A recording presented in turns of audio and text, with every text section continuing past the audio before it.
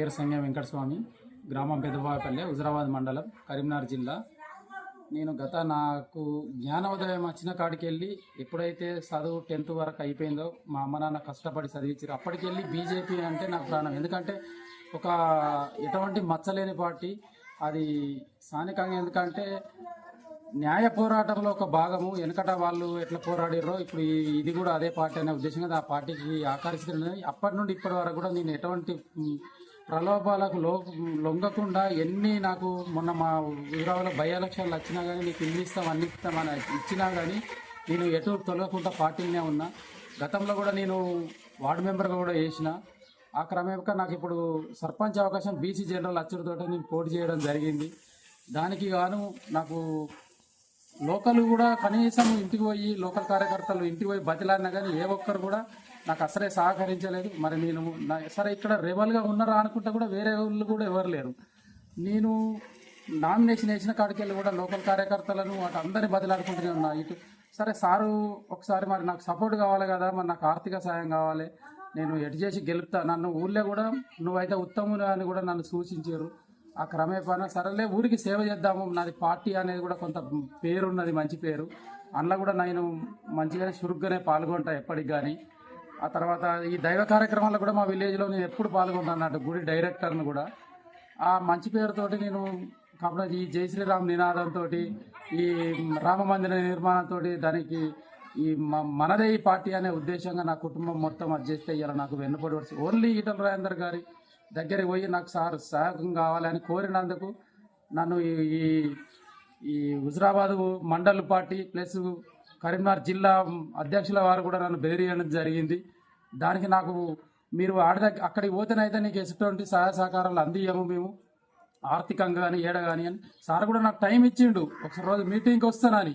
వీడికి route map కూడా అడిగితే కూడా నాకు సరే సార్ అన్న వాళ్ళ నీకు ఇప్పుడు మళ్ళీ సార్ రూట్ మ్యాప్ కూడా నువ్వు ఇచ్చిన బట్ట కదా, ఇట్లా ఇస్తే మంచిగా కూడా నా దగ్గరికి రాత్రి వచ్చి బెదిరించారు. అసలు నువ్వు ఇస్తే కూడా మళ్ళీ వాళ్ళు తెల్లారి కూడా వచ్చి నీకు ఇన్ని డబ్బులు ఇస్తాము, నువ్వు కంపల్సరీ నువ్వు ఇక పోటీలో నిలుసో అని అనే నాకు డబ్బులు కూడా ఒక 5 నుండి 6 లక్షలు ఇస్తామన్నారు. వ్యక్తిగతంగా కూడా నా దగ్గరికి వచ్చి చెప్పారు. ఎవరు కరీంనగర్ కార్పొరేటర్ ఒక అతను, హైదరాబాద్ నుండి వచ్చిన ట్రైనింగ్ ఆఫీసర్ అడ్వర్టైజరు, తర్వాత రామ్ల కుమార్, గంగాడి కృష్ణారెడ్డి గారు, సంజయ్ అన్న నువ్వు చెప్పినట్టు కనుక చేసి అంటే నేను నీకు 7 నుండి 8 లక్షలు కూడా మేము గెలిపితే కూడా నీకు సాయం అందిస్తాం తప్పనిసరి అని చెప్పడం వల్ల మరి సార్ సార్ అరణుడితోటే సరే నీ దగ్గర ఉన్నాయి అయితే మొదట వీళ్ళు ఇస్తున్నారు కదా అని చెప్పేసి నేను బజార్లు అప్పుల మీద అప్పులు చేసుకొని ఇవ్వడం జరిగింది. ఈ క్రమం 5-6 గంటల దాకా పంచే క్రమంలో కథం చేతులు ఎత్తేసారు. నన్ను ఇప్పుడు ఎక్కడ కాను చేసారు. అసలు ఏదో అవ్వ పెట్టది అడక తిన్న చదరంగంలో నన్ను ఆడుకున్నారు ఇద్దరు రకం కలిసి. నేను పార్టీ బేసులనే పోయినా తప్ప కానీ ఆయన మధ్యలో ఇప్పుడు ఆవులు కొట్లాడుకొని లేగల దూడలు ఇరగొట్టినట్టు చేసిర్రు నన్ను. అయితే ఇప్పుడు నా పరిస్థితి మాత్రం ఘోరంగా ఉన్నది. సంజయ్ అన్న కూడా వచ్చి మధువాని గార్డెన్లో ప్రతి వార్డు మెంబరు పోటీ చేస్తే నేను ఎంత ఖర్చు అయినా కానీ పెట్టుకుంటానని ఎందుకన్నా ఇటువంటి మాటలు మాట్లాడుకోవడం. మేము ఆర్థికంగా లేనోళ్ళము, నీ మాటలకు ప్రలోభపడి మేము త్యాగం చేసినాం. ఇవాళ నా పరిస్థితి ఏంది, రేపో మాపో ఏమన్నా అయితే చనిపోయేదంటే మాత్రం నీదే బాధ్యత నా సంజయ్ అన్న. నేను ఖచ్చితంగా చెప్తున్నా, ఈ పార్టీ మీద మీరు మాసంటే అమాయకులను ప్రేమికులను మాత్రం ఆటాడుకుంటే మాత్రం మంచిగా ఉండదు. నాతోటే మీ పార్టీ మారాలి, లేకపోతే ఈ వ్యవస్థను మీరన్నా సస్పెండ్ కావాలన్నా. నేను బతిలాడిన నా ఊళ్ళోకి పోయి కూడా సీనియర్ నాయకుల మీద కాళ్ళ మీద పడ్డాను. నేను నాకు 2 బిడ్డలు ఉన్నారు ప్లస్ ఒక కొడుకున్నారు. నా కొడుకు కూడా RSSలో ఫుల్ టైం వర్కర్ అన్న. ఎందుకన్నా ఇటువంటి చావు దెబ్బ కొడతారు ఆయన అని చెప్పేసి మా సోటర్ల మీద ఏం కావాలన్నా పని చేసుకుంటే బతికేటోళ్ళం. పార్టీ నుండి ఏమన్నా రూపాయి ఆశించినామా? మీరే వస్తారు, మీరే పైసలు ఇస్తామంటారు, మళ్ళీ మీరే ఇవ్వకపోవడం ఏందన్నా. సరే ఆయన ఇంత సాయం చేద్దాం మనోడు కదా అని వస్తే అక్కడ ఇయ్యరు, ఇక్కడ ఇయ్యరు. ఆఖరికి ఏం కావాలనుకుంటారు అసలు? ముందుకొచ్చే కనీసం చిన్నపిల్లలకి ఇప్పుడు మళ్ళీ ఈ రోజు బీజేపీ అని చెప్తే మాకే చెప్పబుద్ధి అయితే లేదన్నా. మీరంటే లీడర్లు ఎక్కడికెళ్ళి వస్తే ఎక్కడికెళ్ళో డబ్బులు సంపాదించుకుంటారు. మీరు పాపేపల్లెకు పాదయాత్రకు వచ్చినప్పుడు కూడా వాయుపుత్రలో నీకు మీ అన్నం పట్టించిందన్న. ఎవరనుకొని మీరు క్యాడర్ మీకు ఏం చెప్పిందో తెలుస్తలేదు. కనీసం ఇదైతే ధర్మంగా ఒక కుటుంబాన్ని మాత్రం మీరు బలి చేసిర్రు అన్న.